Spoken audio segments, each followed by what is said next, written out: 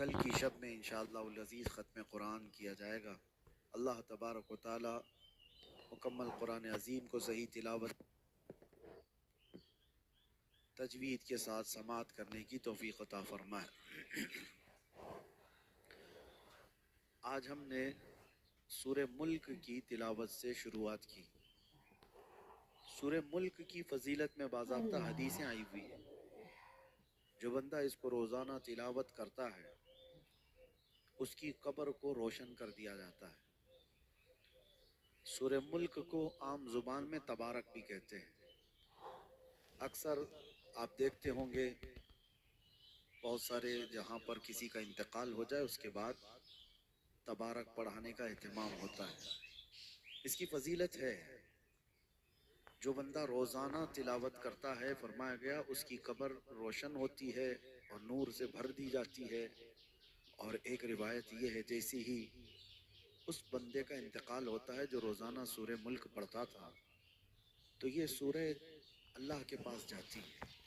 اس بندے کو ابھی قبر میں رکھا گیا ہوتا ہے جب تک یہ سورہ اللہ کے پاس جاتی ہے اور اللہ سے عرض کرنے لگتی ہے کہ اے مولا جو مجھے تلاوت کرتا تھا تو اسے بخش دے، اسے جنت عطا کر۔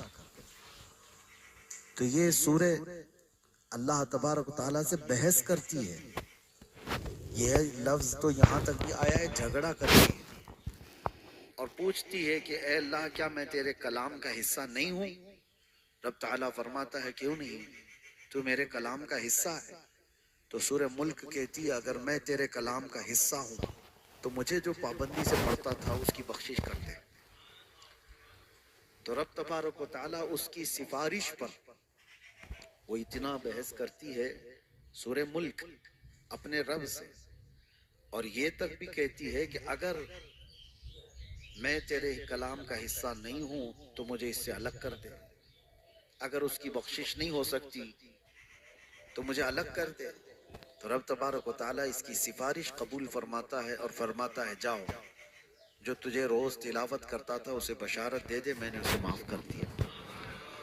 روایت میں یہ ملتا ہے کہ یہ سورہ ملک جیسی ہی یہ خوشخبری سنتی ہے سیدھے جنت میں جاتی ہے، اور جنت میں جا کر وہاں کے بچھونے اوڑھنے اور وہاں کی خوش کرنے والی چیزیں لے کر کے واپس قبر میں آتی ہے میت کے پاس جو اسے تلاوت کرتا تھا، اور آ کر کے جنت کی ہوائیں، خوشبوئیں، بستر، بچھونے سب چیزیں لے کر آتی ہے اور پھر اس سے کہتی ہے میرے آنے میں دیر تو نہیں ہو گئی، میں تیری